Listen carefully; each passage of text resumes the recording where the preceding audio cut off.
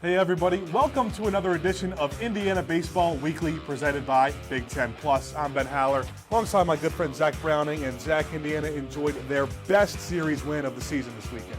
Yeah, they took 2 of 3 off of Iowa here at home in Bloomington, Indiana at Bart Kaufman Field. It was a great series win for the Hoosiers that put them in sole possession of first place in the Big Ten Conference. Yeah, Indiana and head coach Jeff Mercer kind of displayed their kind of weird approach that not a lot of other college baseball teams or Big Ten teams use, where they don't have their best pitchers go Friday. Friday's more of a staff day. Saturday's where they throw their best pitcher, and it kind of worked this weekend. Friday, they went up against a really good pitcher in Brody Brecht. They said, okay, you give them theirs, but they'll have the advantage on Saturday and Sunday. Yeah, and it's weird. Indiana has one true starting pitcher, and that's Luke Sinnard, and he was fantastic on Saturday. He went 6 innings, scoreless baseball, 12 strikeouts. But then you look at Friday, Ben Seiler, he's been a starter. He hasn't necessarily started a lot of games for the Hoosiers this year. And then Seti Manase on Sunday. It's kind of an odd strategy, but it's worked for the Hoosiers so far this year. They've won a lot of series where they've not necessarily won Friday, but they've won Saturday and Sunday to close out a series win.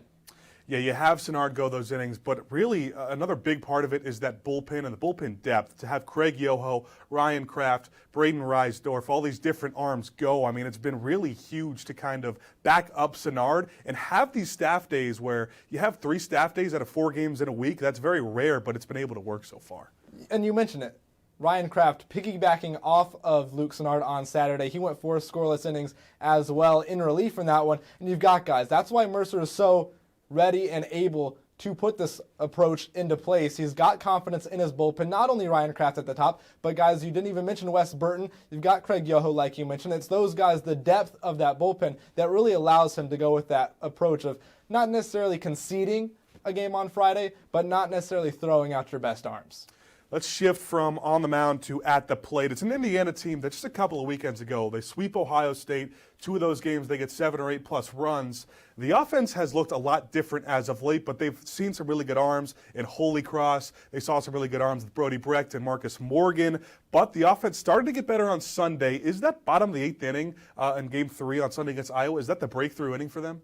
Well, I think we're going to find out on Tuesday and heading into this series upcoming against Illinois, at Illinois. We're going to find a lot about this team because, as you mentioned, earlier this year against Ohio State and Isaiah Coupe, one of the top pitchers not only in the Big Ten but in the country, they put up 10 runs on him in that one against Ohio State. So they've got the offensive firepower to do it. It's about the consistency, and when you've got a team that's got a lot of freshmen and a lot of sophomores on it, you need those leaders like a Peter Ceruto, like a Brock Tibbetts. You need those guys who are seniors and above to really lead the offense and spark some offensive firepower. He talks about how every single game matters now. It's a team that coming into the year, we didn't think they were going to be in a position to get an at-large bid. Right now, they are. We thought it was going to be they had to get good seeding in the Big Ten and had to win the Big Ten to make the tournament. Now, with that at-large seeding, every single game matters, non-conference and in-conference for Indiana going forward. You're exactly right. This is the team that we were thinking maybe 5th or 6th in the Big Ten Conference coming into the year. Now they're first.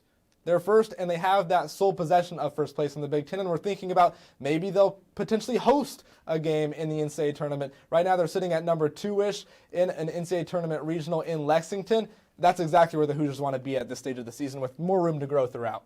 Let's make a prediction. Heading into this week, you got Ball State on Tuesday. You go to Champaign to play 3 at Illinois. What's the record this weekend? I'm going to go with 3-1. You beat Ball State.